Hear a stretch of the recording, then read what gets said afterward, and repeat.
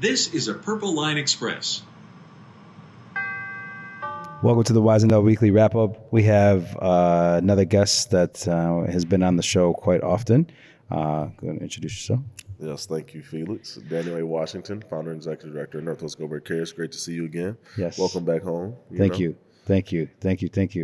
Last time we were catching up, I think you were taking a trip back from New Orleans, and you're still on kind of the press tour almost. Are you still? How's all that going? The speaking engagements, things like that. Things are well. Things are crazy. Had a couple tours today, so that's been kind of interesting.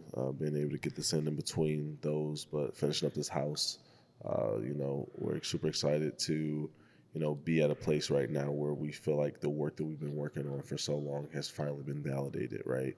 To finally be able to see some real traction and attention to the work that we've been doing from the single-family housing perspective, married with the vacant land, creating it to usable public spaces, have just been tremendous. Do you think that's because like the projects are finally getting done, right? Like you saw the vision, and then you have to invest the money and time in order to build it. Then when they see the finished product, people are like, "Oh, damn, okay." Right? Yeah. So I think when it comes to the totality of the work that I do, I would say yes. But I think in reality, though, I think that the parks were just not tangible enough for people. I think people take public spaces for granted. Mm-hmm. And when I say that, I don't mean all people. I mean a certain subset of people, right, mm-hmm. who have access to public spaces, who might think about Belle Isle or even our national park system as a country and say, hey, yeah, like we go there often. But I think as a Detroiter and as somebody, from a neighborhood that didn't have many options for recreation by way of public spaces, I think that for a lot of Detroiters, like, no, this is dope. Like, this is something that we can try to replicate. And I think for a lot of people to see that first home sell at the mm-hmm. price point it did, it completely opened the floodgates, because it was also coupled with the news of Henry Ford's investment in the area. So then people start to speculate, well, is it Henry Ford's, activity that's causing this, or is it the organic hard work, put your head down mentality, and you just get the work done? Yeah. In reality, it's the latter, right? It's us putting our head down, doing the work, and it finally bearing the fruit that we want to see. Mm-hmm.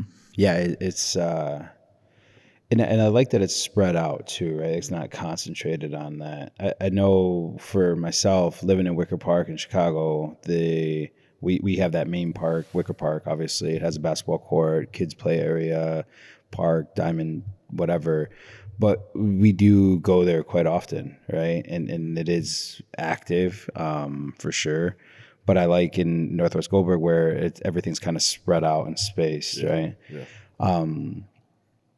Hoopfest, first inaugural one. How'd that go? What'd you think? It was amazing, man. It was amazing. I mean, honestly, it was a ride. I will be, forthcoming when I say that I didn't even know what to expect. Yeah.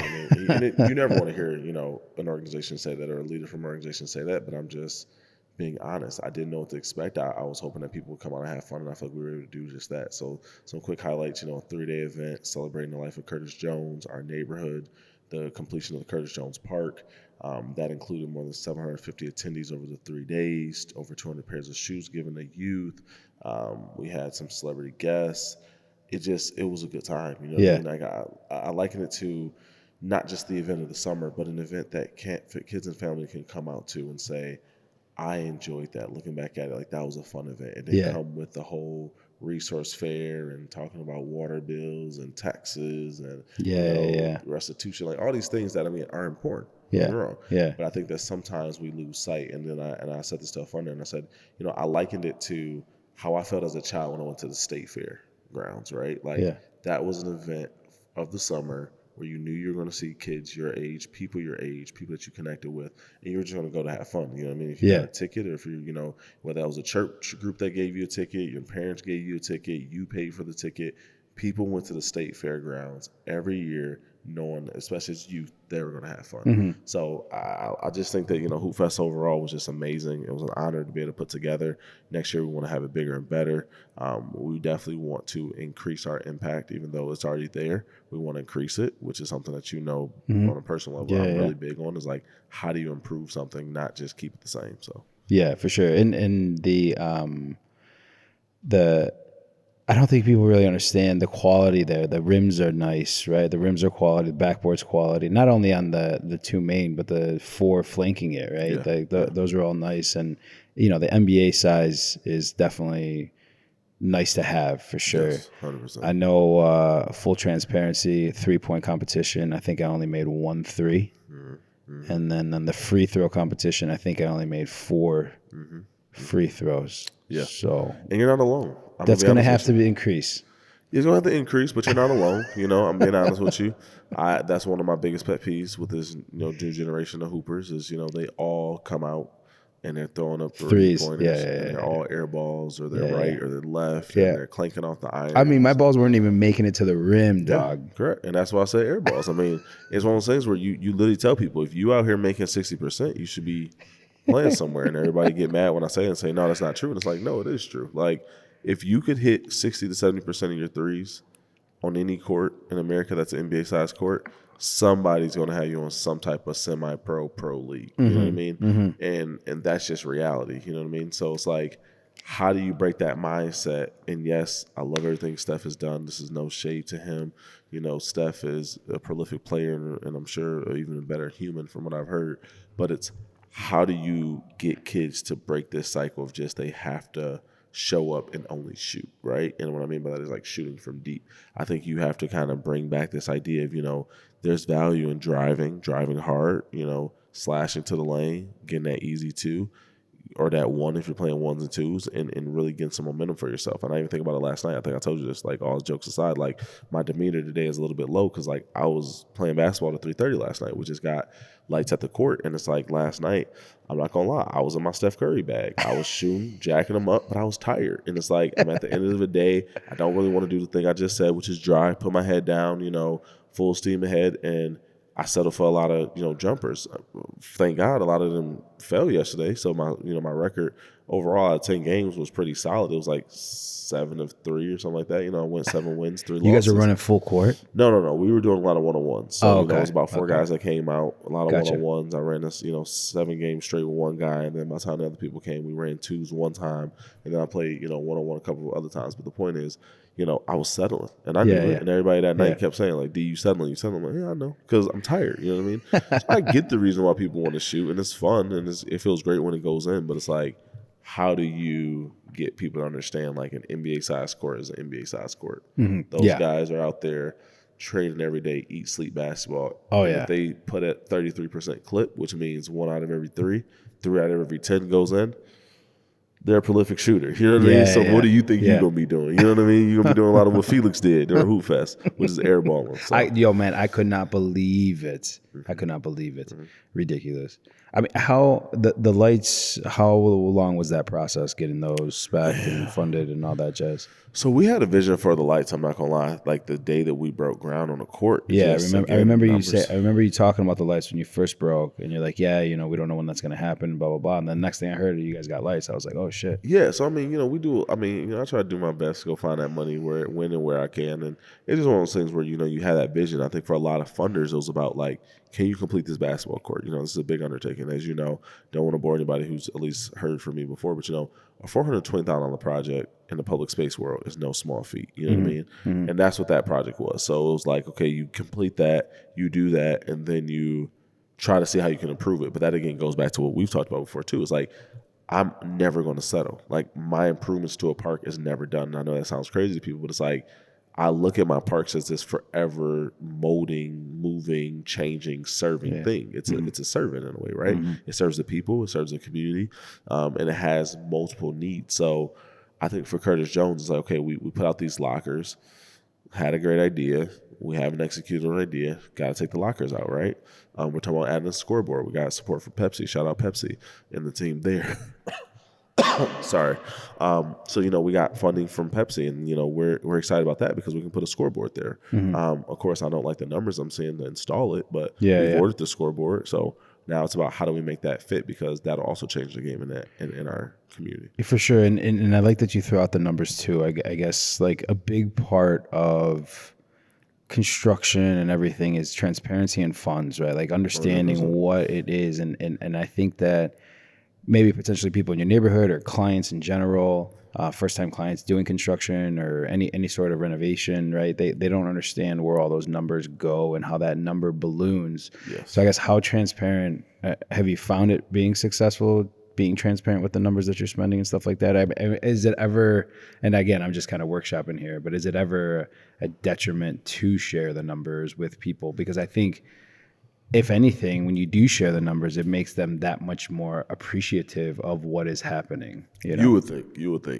So, right. Public spaces, I would say yes. Single family, heck no. People hear my numbers and they scoff. They tell me they can do it for cheaper. They tell me, they can't afford that. The laundry list of things for the reasons why what I'm saying to them is invalid. And oftentimes, no, I'm going to say this for real. All the time, it comes back and bites them in the butt. You know what I mean? Like, my numbers are not made up. I am the most leanest, and you know this. Yeah. I'm the leanest, most sweat equity person you're going to find. And I mean that with a reason. But for a lot of people who are entering this game, they don't have that bandwidth, right? They don't have the discipline. They don't have the desire. They don't have the vision to actually put in the sweat equity that'll reduce their costs. So when I tell you my numbers, it might still sound high to you, but just know I've still shaved off $15,000 to $25,000 off that, right? Because of my sweat equity. So I think for me, it hasn't been a positive experience with being transparent. I will say when it comes to just public spaces, the work that we do, regardless of how frustrating it might get, I'll never turn away, right? I'll never turn somebody away and say, you're not worthy of this conversation, you're not worthy of this knowledge, because the way I see it, and I've talked to you about this before, and I'll kind of reiterate, is that we have to stop the gatekeeping that happens in the world we live in. And that's on every level, right? Like I like to specifically focus on community work, but this is everything, right? Like, it doesn't matter if it's jobs. I don't care if it's, access to wealth. I don't care if it's access to a community or a neighborhood, a better life, a better living situation. Like, we have to be more intentional as humans and really breaking down the barriers that stop us from being forthcoming and really caring to other people. And I really believe that. Yeah, for sure. I definitely agree on that. And so are there more parks like allocated for that you're thinking about doing?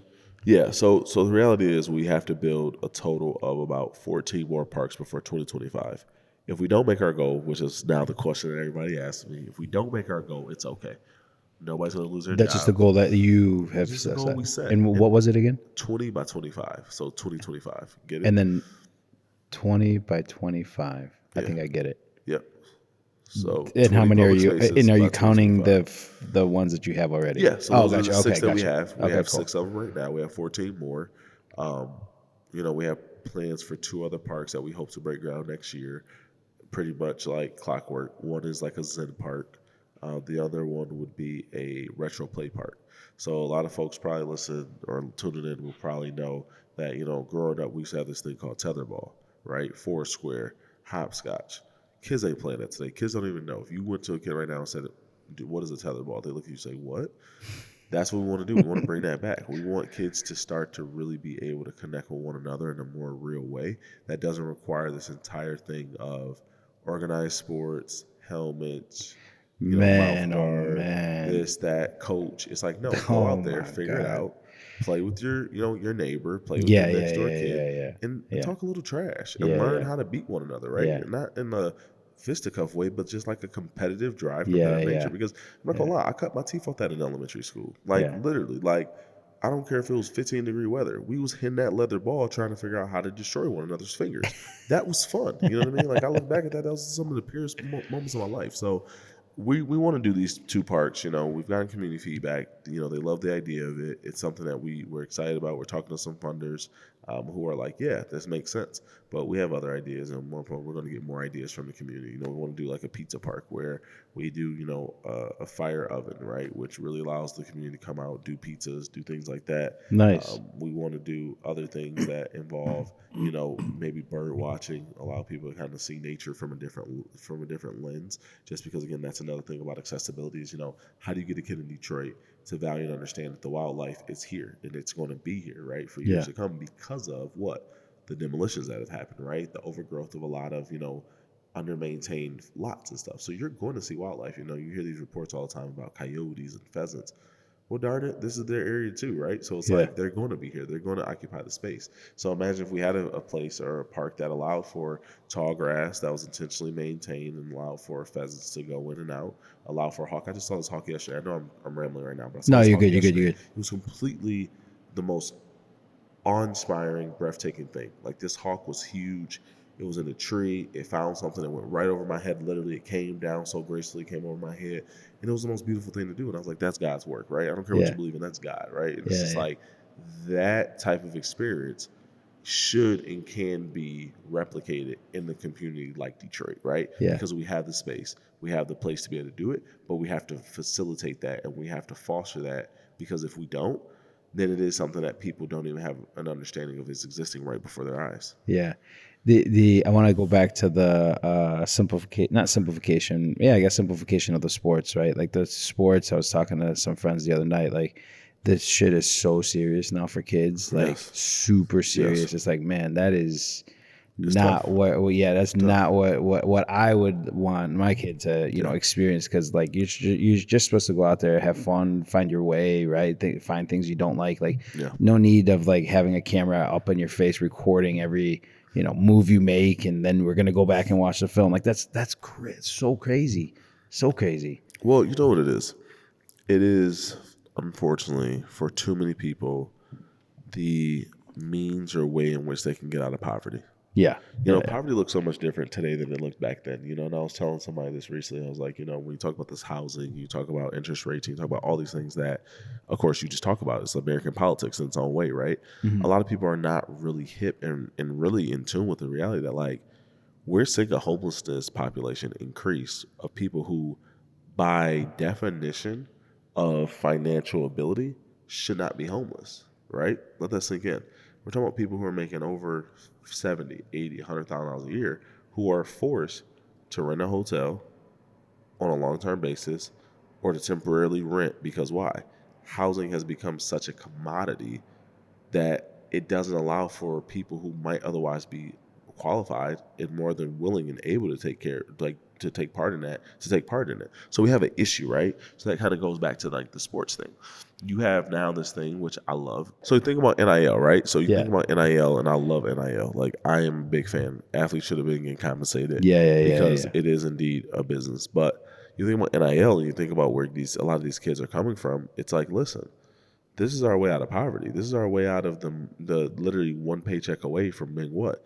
In a poorhouse, or more probably in a homeless shelter. So as much as I hate it for our kids and our youth, I'm just being honest, as a realist that I am, I also understand why it's such a prevalent thing. Like, why is youth sports such a heavy thing for families that they come around and they say, we got to breed our child and make sure that they're in a position to be able to be successful? Because for a lot of people, they're looking at it and saying, like, this is our ticket out of whatever hell we're living in, right? Yeah. So it sucks, but I get it. But that's why we do the work that we do, right? So we have a program, Westside Play, that you know about, where it's completely free, it's accessible, it gives kids an opportunity to just come out and play, to be a kid again. But that's how we're going to also do it through Retro Park, right? It's giving kids an opportunity, giving adults an opportunity to connect with their inner child in a way that they haven't in years, and that's important. Yeah, that's super important.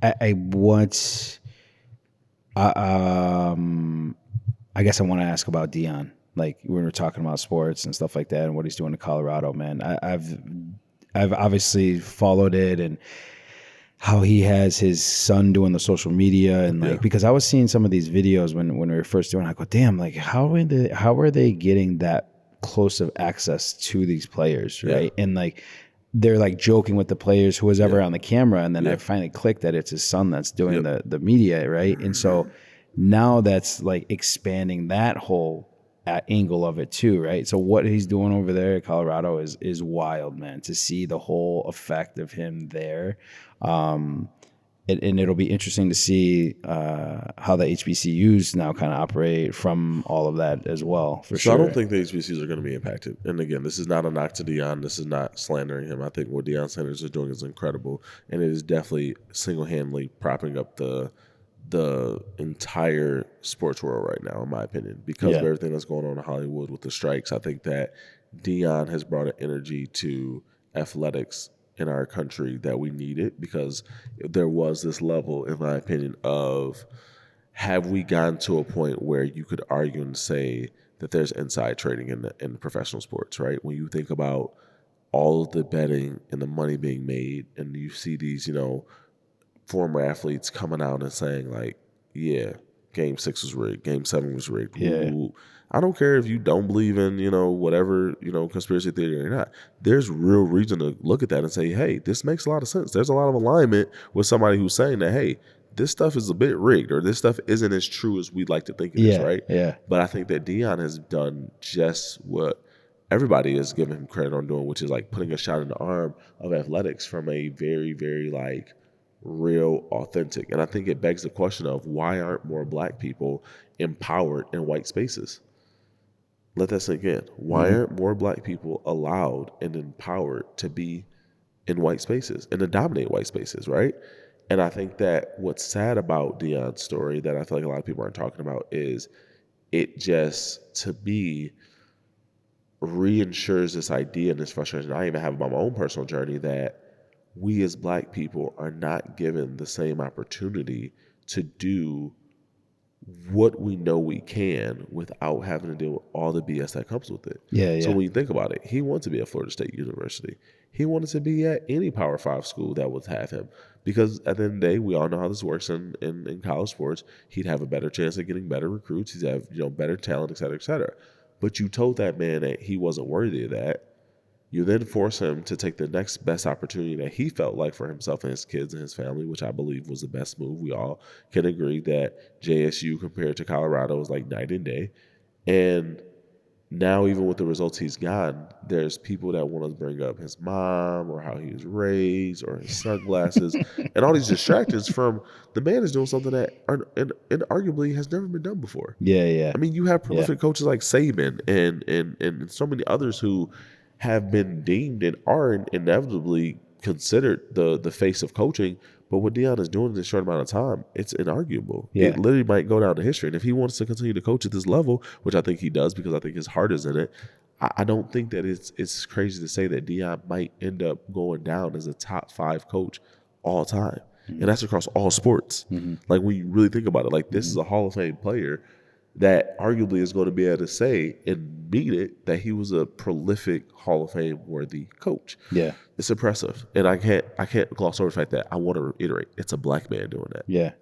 Well, I mean, I think it's the gatekeeping thing too, right? It goes back to that. And, he's working his way up and he's worked his way through. And now he's literally has the experience now behind him being like, look what I just did. Like, I'm acting this way because I just did all this shit. You know what I mean? Which is validating for sure, right? 100%. And then you see someone like, how they've silenced Kaepernick out. Like cold, right? 100%. Like that is some true gatekeeper. Like, yo, we don't want that shit over here. We don't want it. They nip that shit in the butt so fast, man. Yeah. And it's unfortunate because it's just like, again, you got to get in line. You got to act a certain way, be a certain way. You got to right? toe the line. You got to toe the line for sure. And it's wild. I think now moving, like obviously Wyzendale year 3 and being able to move in a more of a freeing way, and as well as transferring it down to the team, like I feel as though now that we're sort of out of the full COVID and people are back into the normal thing, I think people are just snapping back to the way they were before COVID, which I think is a huge miss, right? Huge opportunity, a missed opportunity for people to really capitalize on. But I think it takes the hard work, right? We fumbled the bag, bro. That's all I'm gonna say. I'm gonna leave it at that. We fumbled the bag. Like, and don't get me wrong, I'm not trying to be insensitive, and I've said this before in a previous podcast. I don't think it was yours, but COVID is and still is a tragic thing that happened. But for a lot of people, including myself, it also was a blessing. Yeah. It was a place and a space to reset and to really figure out how we get to what we love or want to do on a long-term basis. And I just think that, again, we as society didn't take advantage of the hard reset that we all got. Like, we all got a hard reset. And for some people, that reset meant death, and I understand that. So, again, I'm not pleased. My condolences to those who lost loved ones, and I know a lot of people who lost their lives. But for a lot of people, they didn't take advantage in society. We didn't take advantage, in my opinion, of being able to reset and rewrite some of the rules that we had created that, again, are arbitrary. That's my biggest thing right now. Is I keep saying, like, I talk about property values. I'm like, all this stuff is arbitrary. Like, what does it really mean? Like, you telling me, your situation, off the camera, and it's like, what does that mean when it comes to these numbers that you're throwing around? Like somebody just decided that was a number that they felt was justified. Yeah. And that same number that they think is justified will kill somebody over here, right? Like literally, like it will lead them to their grave because they're stressed out trying to figure out how to meet your number. But that number is fictitious. Like if the bottom fell out of all this, which we know it won't, but if it fell all out of this, what are we talking about? Yeah. Yeah, seeing the juxtaposition. I've been traveling a lot lately, and then coming back here, working this week and working downtown. Went out to a nice dinner last night. Like, I feel like Detroit's trying to do it, but there's still like something there that's missing, and I don't know what it is. And I don't know. Oh, I can tell you what that is. What do you think it is? It's density, bro. Yeah. I'm just being honest with you, man. Like I say this all the time. Do I like Chicago more than Detroit? Hell no. I'll never be on camera saying that. Yeah. But do I think that Chicago has something that Detroit doesn't because of the politics and the way this city was ran and the way this city collapsed? It's density. Even downtown. Downtown is not as dense as it could and should be. So if downtown is as dense as it should and could be, you sure as hell know the neighborhoods ain't as dense as they should be. And that's just from an infrastructure standpoint. And see, that's what I keep talking about. Like, we're just talking about infrastructure. We're not talking about people yet. People will come. I got a solution right now that if the mayor took it on and ran with it, it changed completely his population issue, right? It changed any mayor's population issue. And I plan to have a conversation if Council President Mary Sheffield gets in office, right? Because I have a line to her more readily than Duggan. But it's like, why not? We have a surplus of land. Why not barter that land for world-class art? World-class art leads to what? Tourism, doesn't it? Tourism leads to what? Dollars. Leads to people having access and exposure to a place to say, I might want to live here now. Oh, I might want to stay here longer term. If an artist like a Cause, or even in my situation, a Bisco Smith, was given an opportunity to gift in exchange for, I don't know, a block of the city of Detroit and all this land that we got that's just sitting vacant, that's been torn down, and sitting for years, just sitting on laying on itself. If an artist was given a block of land in Detroit, how does that any skin off the back of the current administration? But you know what it would do? It drastically transform in exchange for art. It drastically transform the outlook of that community because why? Now that artist will be empowered to say, you know what? I got developers. I got investors. I have people that believe in my mission and what I do as an artist, that it's nothing for me to flip this into real estate. And guess what? Imagine if Cause, Brian Donnelly, was able to develop literally world-class housing strategies inspired by his art that in turn then led to a cult following of people who want to live in that neighborhood. You don't think that'd happen tomorrow? I mean, as long as Kith is not on it.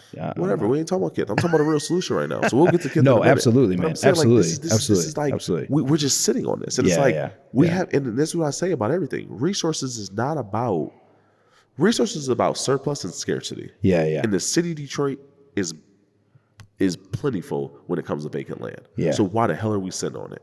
That's my biggest issue right now. You decimated all this stuff. So now you got to figure out how to bring this stuff back to productive use. And the best way to do it is not by sitting there talking about let's get more neighborhood gardens and let's just keep selling lots to residents and figure out how to go. And again, this is a black man talking.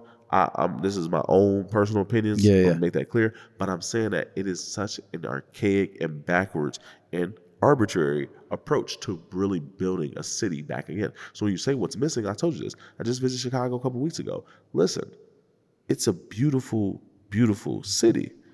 But you know what you all have that we don't? You still have the infrastructure for how many people was ever there during this boom. Yeah. So even though there's still a lot of people there, but there's not as many as there once was. I know that for a fact. But you also have the infrastructure for that. And that's what separates Detroit. Detroit is reeling from the reality that there's still way too much vacancy to justify the numbers that they want to have, right? The experiences that they want to bring here, and ultimately, which leads in turn to the quality of life that we deserve. Yeah. So at dinner last night, it was all of us were all in from out of town. One of them was a local person, suburbs, right? And he was saying, he's like, everybody down here is just a local tourist. Yeah. Right. Like no one lives down here. They all come down. Or he's like, I'm first to admit it. Like it's something that is common here. Right. Yes. And I think the personnel, and I don't know if this is a big statement, but I think like the personality of Detroiters are different now than it was 100%. Like even pre-COVID. 100%. Right. And I think that is what's missing. Like Detroit had a certain charm or rough around the edges type of thing. Even when you met people regardless of how or what space they were in, right? And I don't think it's that way anymore. At least I don't know. That's just an outside perspective, I guess. No, I mean, no, I don't think it's outside perspective. I think again, you just gotta you gotta dig a little deeper. So you gotta remember that again, we're a predominantly black city, the blackest technically city even still, and yet, despite all the gentrification that people are so afraid of, still the blackest city in America.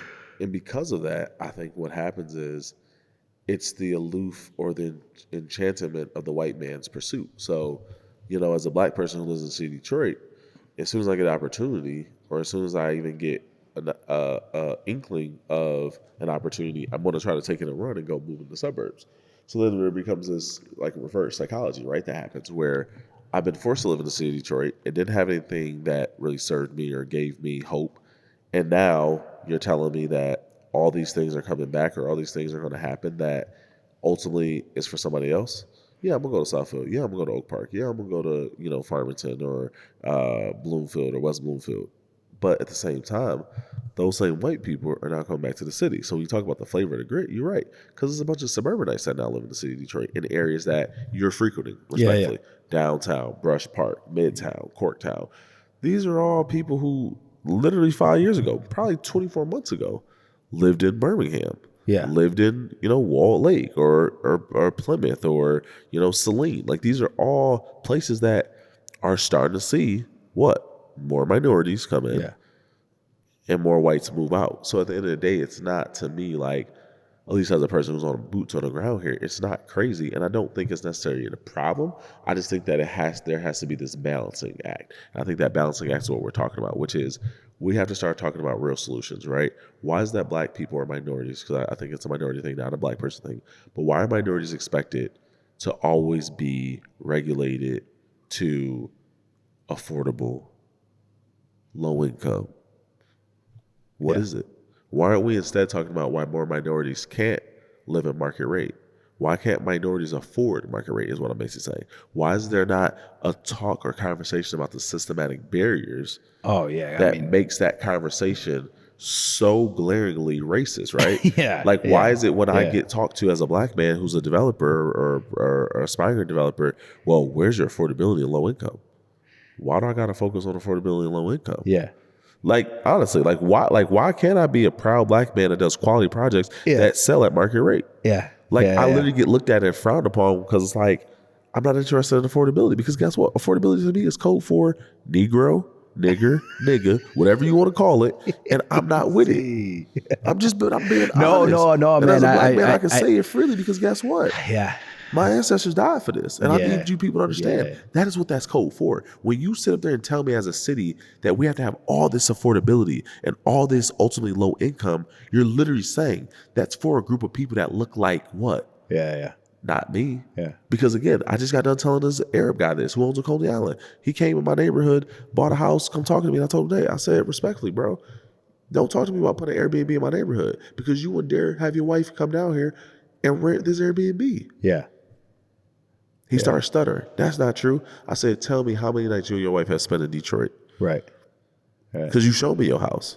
You literally live 35 minutes away. You got a palatial backyard. You literally spent $200,000 on your backyard. You're not coming to Detroit to no Airbnb. So don't tell me that the best thing you can do for me as a community development organizer and a person who's busting his butt, who honestly opened the door for you to be here, is rehab a house to make it an Airbnb. Because that don't help the neighborhood. Right. You know what I'm trying to say? Oh, for sure. And I think the systematic stuff is where it's at, right? The banks, the understanding, the cash flow, or that's why people don't want to, I guess, take the chance on the minorities, right? Because they don't have that financial historic at all information where banks feel comfortable supporting someone like that, and it's but ridiculous. Even if they did, they still don't want our money. Yeah, and that's the reality too. Yeah. See, I'm gonna be honest with you because I used to think the same thing, but FM, I'm off of that because at the end of the day, when you think about it. Why wouldn't a bank want a more bankable community? Let that sink in. That's anti your bottom line. So it got to be deeper than that. It is about race at that point. Mm-hmm. And I'm not just race bait here. This is literally a reality of a lived experience. They don't care if it's a white person or a black person. If they're in a certain zip code that's predominantly black or minority, the bank is not going to lend there because why? They're embedded in the racist mentality. It's not because guess what? You telling me a bank don't want another deposit? They don't want another mortgage rent? They do, or in theory you think that. You would so think. if they're not going to, then what does that tell you? Oh yeah. They're more allegiant to a racist mindset. Which is interesting because I watch Billions, Showtime, whatever. Shout out Billions. Shout out Paul Giamatti. There you go. That's the you man gotta get right your there. shout outs. You might have him sitting here one day in his seat. But they had Killer Mike on there the last episode, right? And they made like one of the guys, he's running for president, he's got all this money, blah blah blah.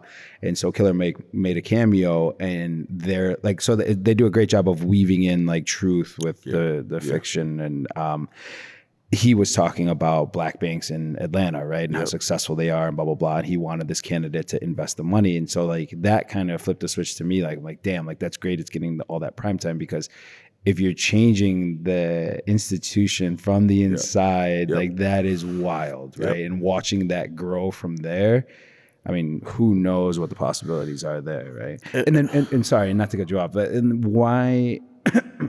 and it would be unfortunate to look at minority banks having to be the ones to like do things that other banks wouldn't do, right? And that's unfortunate of being a minority in that space, right? In any space, really, right? Like, why do I got to be the one that's always got to hire minority interns or and stuff like that? Like that shouldn't be on me. It should be everybody trying to do their part, right? And so that's a totally kind of big conversation for sure. It is, though, and that's the conversation though that has to be had, and that's kind of what I'm speaking to. Is like that's the conversation that has to be had, because that is the reality of like where we are. When you think about all the work that I'm doing, it's literally trying to figure out how do you sustain the work first off, because philanthropy can't and shouldn't be on the hook for this forever, right? Which is solving real critical issues and problems. Then secondly, you have to or for me at least, secondly, I think about, okay, if I have to be sustainable, I can't subscribe to this narrative that I'm just going to get by off doing the bare minimum. So then when my standards raise, right, then all of a sudden now people are like, well, who is this for? And I'm like, well, it's for the people who I'm serving, which is everybody, right? In theory, it's everybody, but really it's my neighborhood, the existing neighborhood. But then in turn, it's everybody, which means I'm looking to attract people. So there becomes this this frustrating thing that I have to exist in, where it's like, I am doing this for my people, but I'm doing this for my people for them to get caught up to speed. More than to understand it as this thing that they're going to enjoy. Because honestly, even in the work that I do, and I'll tell you sometimes, I literally went to go play basketball from 10:30 to 3:30 at night in the morning. There's a reason why I did that, because I got stuff to do during the day, because that basketball court isn't for me, right? But it is for me in a sense that, yes, off season, off time, I can go and enjoy it. I can partake in that. But am I about to go sit up there right now and waste daylight on playing basketball? No. Right. Because this is not for me to enjoy during the day, right? And I think that that's ultimately what I'm speaking to, is that there's a certain level of, if you want to call it sacrifice or next generation building, that you have to partake in because of where we stand in this, right? As minorities, that I do it every time. It ain't for me. For sure.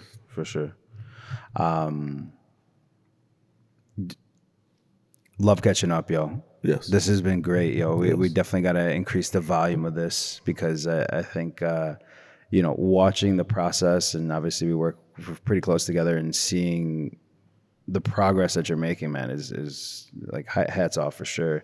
What's the I guess outlook for the rest of the year? Obviously we're coming into Q4, just kind of working through.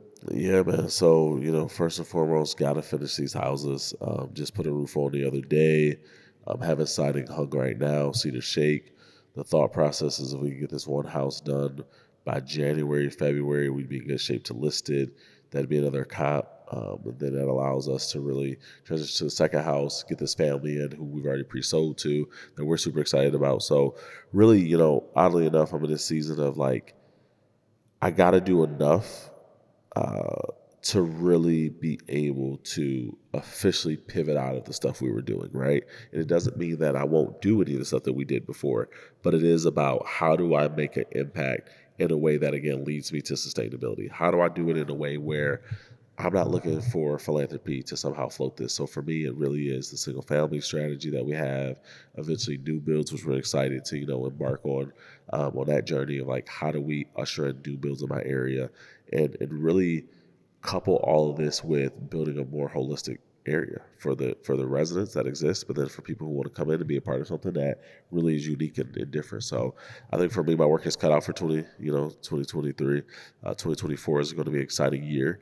And we're just going to take it one step at a time. But Nice. as always, this has been a pleasure. It's been great. Keep up the good work you're doing, man. I'm looking forward to keep getting busy. So Hell yeah. Thank you, man. all righty, bro. Talk to you. Yes, sir. Peace.